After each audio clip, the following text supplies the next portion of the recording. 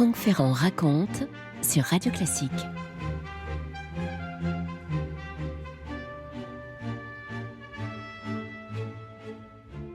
C'est une expédition de 3 ans qui se termine par un cuisant échec. Vous connaissez ça, bien entendu. On est en mars 1801. L'armée française essuie toute une série de défaites en Égypte face aux Anglais. On va perdre le fort d'Aboukir, subir une véritable déroute, disons-le, lors de la bataille de Canop, qu'on appelle aussi la bataille d'Alexandrie. Bref, tout ça va précipiter le départ des Français qui avaient suivi Bonaparte, qui se replient d'abord du côté du Caire, et c'est le prélude à la future capitulation du 31 août 1801, lorsque le général Menou, qui est resté là, le pauvre, avec ses hommes, va devoir se rendre aux Anglais. Avant l'arrivée des Français en 1798, avec à leur tête ce jeune général de la Révolution, ce Napoléon Bonaparte qui allait faire de la défaite d'Égypte une véritable auréole pour sa nouvelle gloire, eh bien, avant l'arrivée des Français, l'Égypte était sous domination ottomane et les Ottomans se sont alliés aux Anglais pour repousser cet envahisseur français qui avait choisi d'occuper l'Égypte pour couper la route des Indes aux Anglais. Il y avait derrière tout ça un intérêt économique, bien entendu. Le delta égyptien possède des terres agricoles extrêmement riches qui intéressaient tout le monde. Un intérêt scientifique, ai-je besoin de vous le préciser aussi, avec la présence de savants, de naturalistes, etc., dans les bagages, si je puis dire, de celui qui bientôt allait devenir le consul, puis le premier consul et le consul à vie, à la faveur donc du coup d'État du 18 Brumaire qui allait succéder de très peu au retour de Bonaparte à Paris, celui qui un jour deviendrait l'empereur. Donc c'est assez logiquement que les Ottomans font leur retour en Égypte lorsque la victoire anglaise est acquise. Et voilà que le 25 mars 1801, quelques jours après la défaite française lors de la bataille de Canop, une imposante flotte ottomane, quand je dis imposante, c'est même vraiment important, c'est au moins 6000 hommes, cette flotte débarque dans le port d'Alexandrie. Alors vous avez là des soldats qui sont venus de toutes les provinces de ce qui est un gigantesque empire, un empire qu'il faut arriver à tenir à bout de bras depuis Constantinople, depuis Istanbul. Parmi ces hommes, il y en a un qui, pour la première fois, foule la terre égyptienne. Il a un petit peu plus de 30 ans. Il faut que vous l'imaginiez de taille moyenne, avec une barbe bien fournie, le regard vif sous des sourcils abondants. Il s'appelle Mehmet Ali et il commande un bataillon de 300 mercenaires venus comme lui d'une des provinces de l'Empire, celle de Kavala dans les Balkans, qu'il incarne littéralement à lui tout seul. Mehmet Ali est, comme tous les Ottomans, fier de voir le drapeau orné du croissant, le drapeau rouge ottoman flotter de nouveau, même si pour l'instant la bannière est à côté de celle des Britanniques, bien entendu. Les deux armées vont d'ailleurs faire la jonction pour définitivement chasser les Français d'Égypte. Mais Mehmet Ali ne sait pas encore que dans quelques années, il sera justement l'homme le plus puissant de cette Égypte. Alors avant ça, il faut qu'on revienne peut-être un peu sur ses origines. C'est à Kavala, qui aujourd'hui est situé en Grèce, que Mehmet Ali était né en 1769 ou 1770, on ne connaît pas la date exacte de sa naissance. C'est donc un turco-albanais, si vous voulez. Son père est un officier chargé de la sécurité des routes du district et lorsqu'il meurt, Mehmet va être élevé par ses oncles et par ses cousins. C'est comme ça dans cette région et à cette époque, bien entendu. Ce sont de grandes familles et souvent des fratries qui élèvent les enfants. Et on n'est pas du tout dans le schéma occidental de nos familles, de nos foyers, de nos familles cellulaires. Il est analphabète, notre Mehmet, et il dira plus tard « Les seuls livres que j'ai jamais lus sont les visages des gens. Et je me suis rarement trompé dans leur lecture. » Et oui, voilà un homme qui est parfaitement au courant de la nature humaine. Il a observé, comme il est très intelligent, il arrive à comprendre presque instinctivement à qui il a affaire. Il apprendra quand même un jour à lire et à écrire, mais il aura 47 ans à ce moment-là. Kavala, à l'époque, c'est ce qu'on appelle la Mecque du tabac. Vous savez, c'est véritablement un lieu extraordinaire, non seulement pour la culture et la préparation, mais aussi pour le négoce du tabac, bien entendu. Et comme beaucoup d'habitants de la région, eh bien, le jeune Mehmet Ali est négociant de tabac. Un de ses oncles, qui est un des notables de Kavala, va lui donner pour mission de collecter les impôts, de chasser les brigands, parce que dans cette région des Balkans, c'est toujours le grand problème. Et comme Mehmet Ali s'acquitte de sa tâche avec beaucoup de sérieux et avec une certaine efficacité, puisqu'il a des relations, il faut vous dire qu'il a épousé la cousine du gouverneur de la région, bref, il est très bien intégré dans l'armée ottomane, vous voyez qu'il est bien placé au moment où il va prendre la route d'Égypte. Nous repartons immédiatement pour l'Égypte. Franck Ferrand sur Radio Classique. Alors au cours de l'année 1800 et surtout après la capitulation française, Mehmet Ali gravit la hiérarchie militaire. Il commande donc la plus grosse des armées stationnées en Égypte et c'est bien sûr l'armée des Albanais. À ce moment-là, l'Égypte est en train de réadopter un système de semi-autonomie par rapport à Istanbul. C'était le système qui était en place avant l'arrivée des Français et qui, bien sûr, va recueillir l'aval des Britanniques qui aiment bien ce genre d'organisation politique. Les puissants Mamelouks gouvernent en Égypte, mais ils le font sous l'autorité de l'Empire ottoman qui se réserve le contrôle des finances, de la diplomatie et de l'armée. Principe impérial classique. C'est pas un pays stable, l'Égypte de l'époque, bien entendu. Entre 1802 et 1805, il faut vous dire que quand même, on va voir se succéder 4 gouverneurs, dont 2 d'ailleurs sont assassinés, et Mehmet Ali profite de ce chaos. Il s'allie avec les puissants oulémas, avec les chefs religieux du Caire, ces oulémas qui sont à la tête du mouvement de protestation et de résistance aux Mamelouks. Le gouverneur en place ne tarde pas à avoir peur. Il sait qu'il n'a aucun moyen de rivaliser contre Mehmet Ali et il va prendre la fuite. Ça, c'est un moment important dans la carrière de notre homme, qui va être désigné en tant que wali d'Égypte, c'est-à-dire vice-roi. Il sera ensuite pacha. Ce sont bien sûr des nominations que le sultan ottoman approuve et approuve largement. Seulement, les Mamelouks qui ont contrôlé l'Égypte pendant plus de 600 ans, bien qu'ils soient sous l'autorité ottomane depuis 3 siècles, ces Mamelouks n'acceptent pas la prise de pouvoir de notre homme et ils ont bien l'intention d'assassiner Mehmet Ali. Il est bien renseigné, Mehmet Ali, il sait qu'il est en danger, évidemment. Le 1er mars 1811, il invite les dirigeants mamelouks à une sorte de grand festin à la citadelle du Caire. Vous me voyez venir. Au cours du repas, le piège se referme. On fusille tout le monde à bout portant. C'est une horreur. Je cite ce qu'écrit dans Le Dernier Pharaon mon ami Gilbert Sinoué. La tuerie n'est que le prélude d'une chasse aux Mamelouks organisée dans la plupart des villes de province. Seules leurs femmes sont préservées, réduites à un très petit nombre et privées de leur chef, les survivants seront dans l'incapacité de jouer le moindre rôle politique ou militaire. C'est dans l'armée de Mehmet Ali qu'on les retrouve, on a envie de dire évidemment. Néanmoins, si Mehmet Ali désormais est seul au pouvoir, il est toujours le vassal de l'Empire ottoman, évidemment. Et c'est pour l'Empire qu'il doit combattre à toutes sortes de reprises. En 1811, un de ses fils, qui s'appelle Toussoun Pacha, se rend en Arabie pour réprimer les wahhabites qui prônent une interprétation rigoriste du Coran. Le corps expéditionnaire égyptien s'empare de Médine et le pèlerinage à la Mecque est rétabli. Il avait été supprimé par les wahhabites. Lors de la guerre d'indépendance grecque entre 1824 et 1828, Mehmet Ali envoie bien sûr des troupes qui vont être commandées par son fils aîné, Ibrahim Pacha, par participer ainsi à la reconquête de la Crète, à la prise de Kassos, à l'invasion du Péloponnèse. Mais vous savez que c'est une guerre qui ne tourne pas bien pour l'Empire. En 1826, un des gendres de Mehmet Ali va même mourir au combat lors du célèbre siège de Missolonghi. L'année suivante, la flotte turco-égyptienne est écrasée par une escadre franco-anglaise. Cette fois, c'est la bataille de Navarin. Mehmet Ali a beau se ranger du côté de l'Empire ottoman, il sait que cet empire va mal. Il n'est pas encore tout à fait l'homme malade de l'Europe, mais il est sur le déclin, cet empire. Et Mehmet Ali a bien l'intention de ne pas se laisser entraîner dans cette affaire. Il veut, lui, faire de l'Égypte une puissance au moins régionale, puissance à même de concurrencer l'Empire, et c'est pour cela qu'il a entrepris depuis plusieurs années une série de réformes éclatantes. Vous écoutez Radio Classique.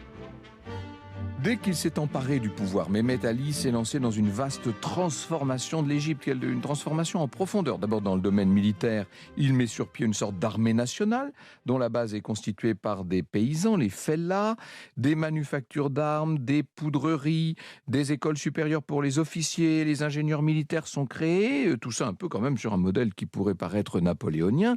Et c'est grâce à cet ensemble de réformes que l'Égypte, qui s'étend jusqu'à l'Afrique noire, va pouvoir bientôt fonder une colonie, le Soudan. Mehmet Ali engage d'importants travaux d'infrastructure.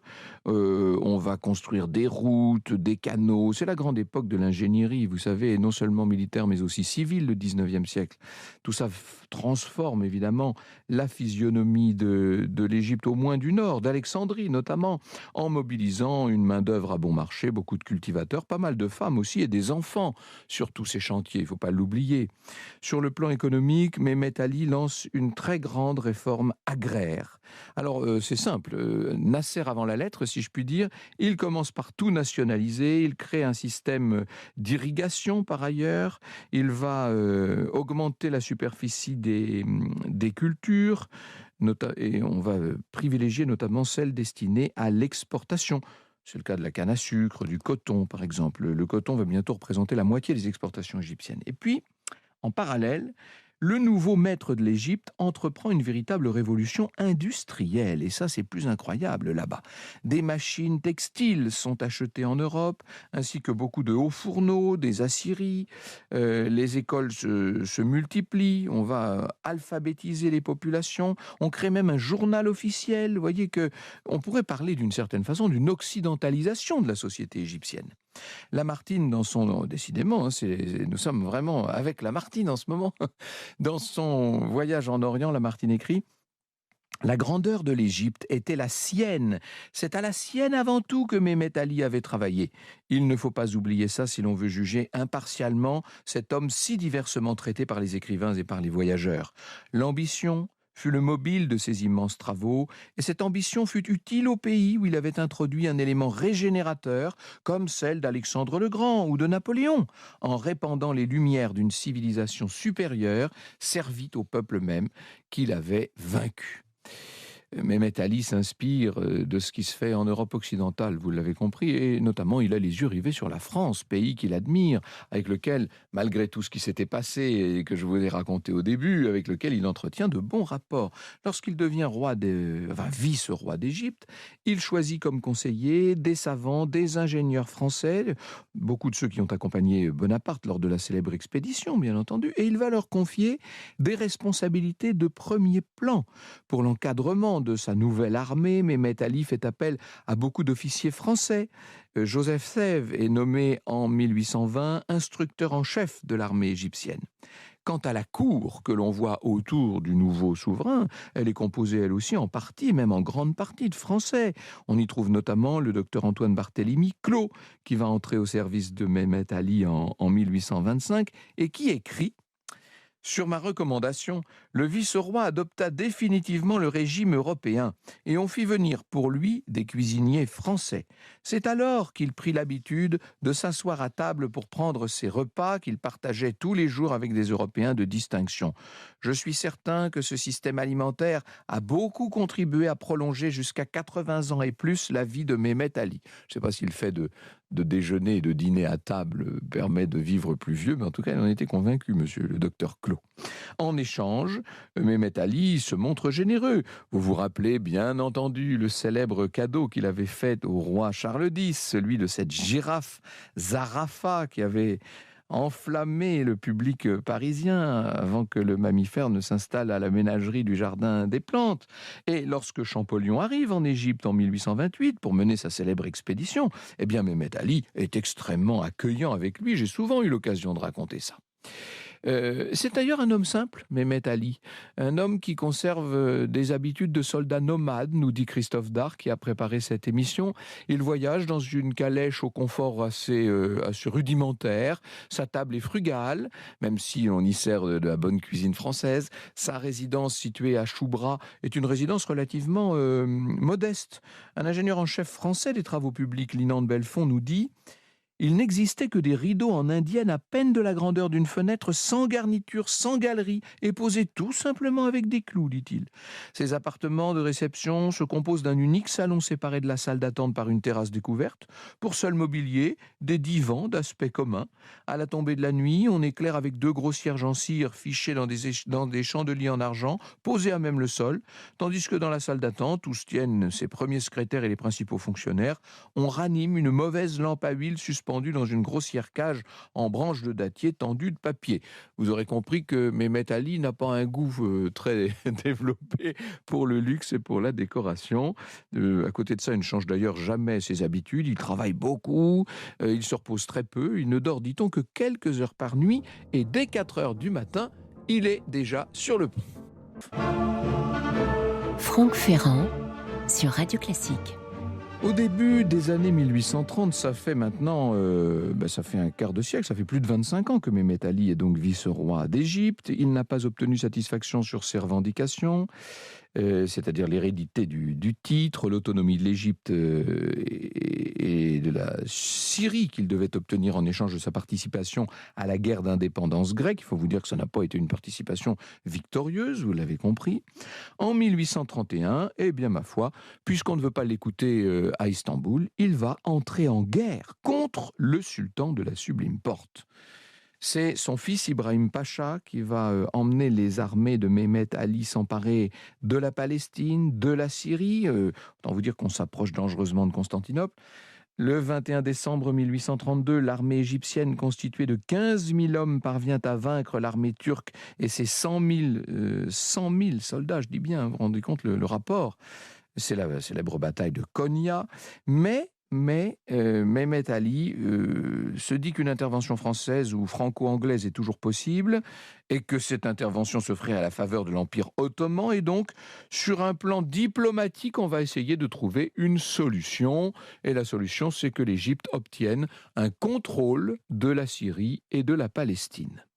6 ans plus tard, c'est l'Empire ottoman qui, cette fois, va vouloir relancer la guerre contre ce vassal un peu trop remuant. Le sultan Mahmoud II veut reprendre la Syrie, mais ses hommes sont vaincus dans la plaine de Nezib, on est au sud de l'Anatolie. La bataille a lieu le 24 juin 1839. C'est encore une fois Ibrahim Pacha, le fils de Mehmet Ali, qui qui commande les armées égyptiennes. Vous voyez que, de nouveau, les Égyptiens sont tout près là d'Istanbul. La Grande-Bretagne envoie sa flotte de guerre pour aider le sultan ottoman et pour rétablir son autorité. Les ports libanais qui sont contrôlés par les Égyptiens vont être bombardés. La Syrie qui maintenant est donc égyptienne, est menacée. Et cette fois, Mehmet Ali va bien devoir s'incliner. Mais il ne s'incline pas vraiment devant la Sublime Porte. Il s'incline devant les alliés européens, occidentaux du sultan. Le 15 juillet 1840, c'est le fameux traité de Londres, signé à la fois par la Grande-Bretagne, la Prusse, la Russie, l'Autriche d'un côté, l'Empire ottoman d'autre part. Traité de Londres qui met fin à la deuxième guerre entre cette Égypte nouvelle et cet Empire ottoman qui n'en finit pas de décliner dans une forme de décrépitude de plus en plus avancée. L'Égypte va céder la Syrie et la Crète à l'Empire ottoman. Mehmet Ali a bien été obligé de s'incliner. Sa seule consolation, c'est la mise en place d'une dynastie héréditaire. Il le voulait, ça, il en rêvait depuis le début. Et donc, il va pouvoir nommer son fils, Ibrahim Pacha, comme son successeur. Franck Ferrand sur Radio Classique. Les dernières années du règne de Mehmet Ali sont assez pathétiques, il faut bien le dire. Le vieux souverain qui a perdu contre l'Empire ottoman est âgé, malade. L'Égypte s'est bien sûr modernisée dans des proportions folles, je vous l'ai dit, mais Les résultats économiques de cette modernisation sont moins florissants que ce qu'on aurait pu espérer. Et puis, il y a cette année 1848 qui est cauchemardesque pour Mehmet Ali.